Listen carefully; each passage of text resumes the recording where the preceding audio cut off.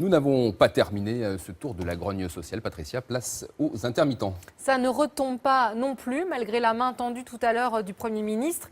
Pas de carence dans les paiements, remise à plat annoncée du système.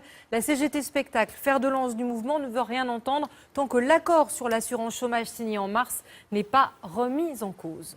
Et nous en parlerons avec notre invité Jack Lang qui réagira après les explications d'Olivier Poncelet et Christophe Hilary.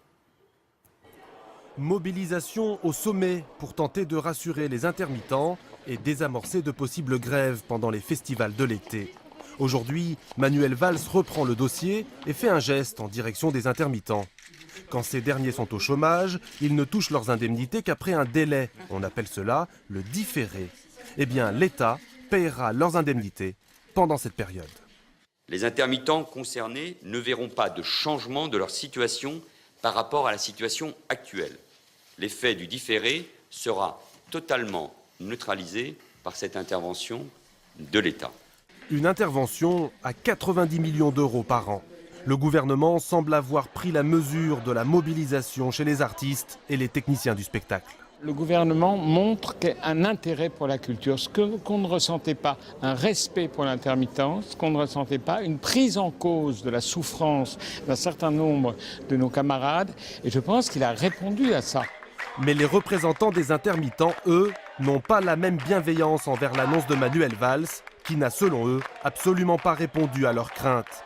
Ils veulent le retrait pur et simple de l'accord sur les règles d'indemnisation de leur chômage. Le différé était un problème, mais c'était un petit problème dans tout l'ensemble. Le principal problème, ça reste que l'accord de 2003 s'applique. L'accord que l'on a combattu, dont on a démontré pendant 10 ans qu'il était inepte, qu'il ne correspondait en rien à nos métiers, qui n'aidait en rien les travailleurs qui en avaient besoin.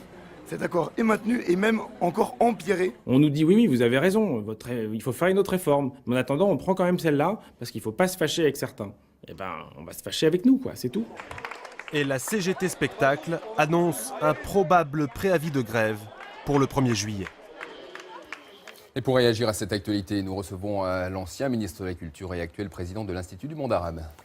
Bonsoir Jack Lang, on vient de les entendre, si l'on s'en tient aux déclarations de la CGT Spectacle notamment, c'est un échec de Manuel Valls aujourd'hui, ses propositions refusées. Je n'emploierai pas ce mot.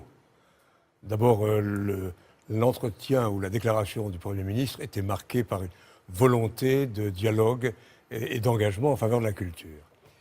Personnellement, je n'aurais pas accepté que soit agréé cet accord injuste qui précarise et appauvrit un peu plus les intermittents, alors même que l'accord de 2003, qui remonte à 10 ans, avait déjà organisé une régression de leur situation. Pourtant, 3 syndicats majoritaires l'ont signé, cet accord. Certes, mais pas nécessairement représentatif de l'ensemble des métiers du spectacle.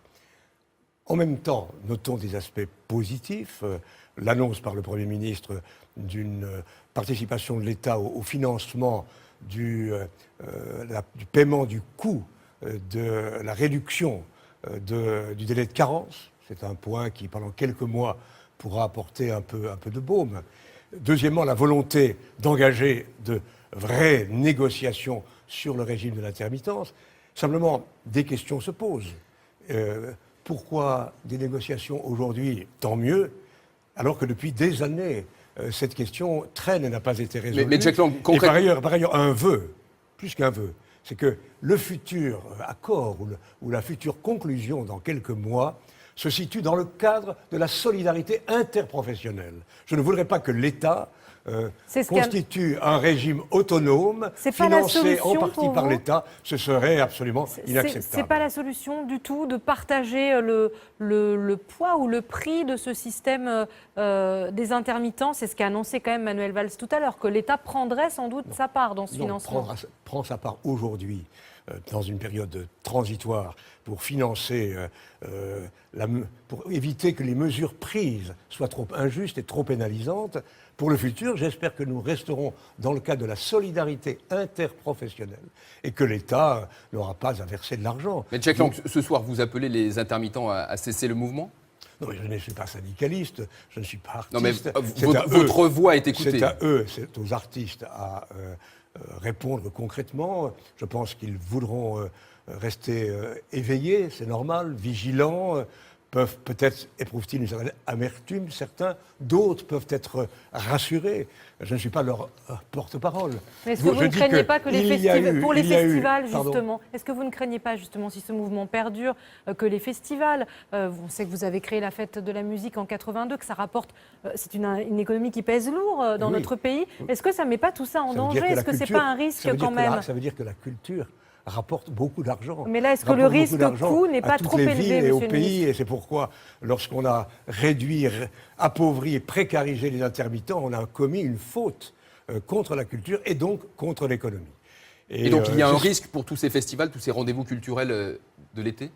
Mon sentiment, c'est que les artistes, les techniciens souhaiteront, je le crois, à la fois se faire entendre, et c'est normal, et en même temps auront le sens de la sagesse et éviteront que ces festivals qui sont si importants pour notre pays soient préservés. En attendant, puisque vous parlez de la fête de la musique, j'espère qu'au moins pendant une nuit, et pas seulement en France, dans le monde entier, on célébrera le dialogue, le respect et la musique. Merci Jack Lang d'avoir été l'invité du Grand Soir 3. Merci à vous.